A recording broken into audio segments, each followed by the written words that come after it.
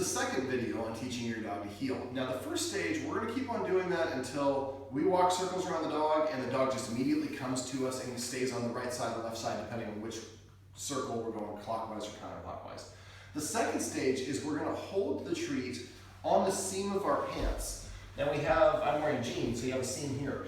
If you hold it here, now you're going to have to kind of duck walk because he's a little bit of a lower dog, but you want to get him walking with you and he's going to almost be trying to take it out of your hand. You're going to take 1 or 2 steps and then you're going to go ahead and give it to him. Heel. That's very dainty.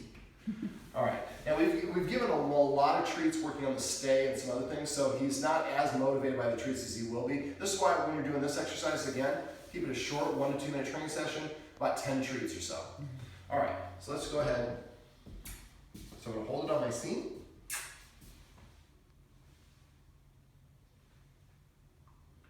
Come on, buddy, you can do it.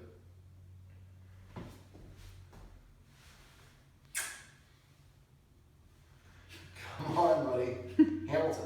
It's like, aren't you supposed to walk in a circle around me? Let's try this. There we go. Come on, buddy. Let's go over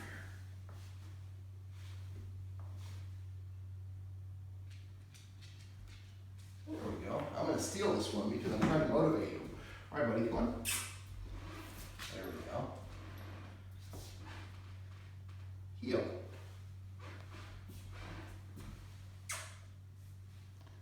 Really good for your back. Yes.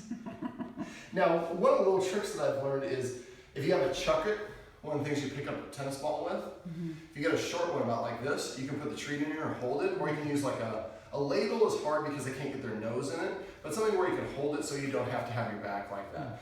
So he's not cooperating right now because we've given him so many treats. So the idea is we're just going to walk. What I'll probably do is I'll probably link to a video where I'm showing you how to do this with a different dog because right now he's kind of in treat overload. I had half a bag. It's not that special to me. So the first stage is you're just going to walk about 1 or 2 steps with it right here. And when he comes to you, you're going to release in his mouth and say the word heel. Now, eventually what's going to happen is you're going to get to the point where it's 3, 5, 7 steps where you're walking and holding it here or having him to chuck it and letting it happen. Now, the next stage, when you have that, is you're walking a couple steps with it here, and when you're about to give it to him, pull it away, and then give it to him. Now, it seems counterintuitive to pull it away, but now with my puppy Quest, I pull it away and he looks up at me, he's just watching me, waiting for me to give him a treat. So now I go, and then I go 1 step. At first it's just boom, boom, give it to him. Then it's pull it for 2 seconds, and then maybe a full step or 2. And then you start adding a step. Now you're not adding a step, 1 step, 2 steps, 3 steps. Right. Each practice session, maybe you're just doing 1 step for all 10 treats. Okay. And the next practice session, you're going 2 steps. Okay. And again, you're gonna go at your dog's rate of speed. So if one dog's picking up faster than the other, that's fine, just roll with it. The other dog takes longer. Don't look at that as a negative that the dog's not doing it right. Because, just like kids, they learn at different rates of speed. We don't penalize a child because they're not learning fast enough than one of their peers. And you will see an increase in their confidence as they both understand what's going on. And they have now a cue, you can communicate a new verb to them, and they know what it means. If I come to you and walk right here, I get a treat. Now when we hold it on our seam, we're holding them like in the heel position. And that's why we hold the treat here initially.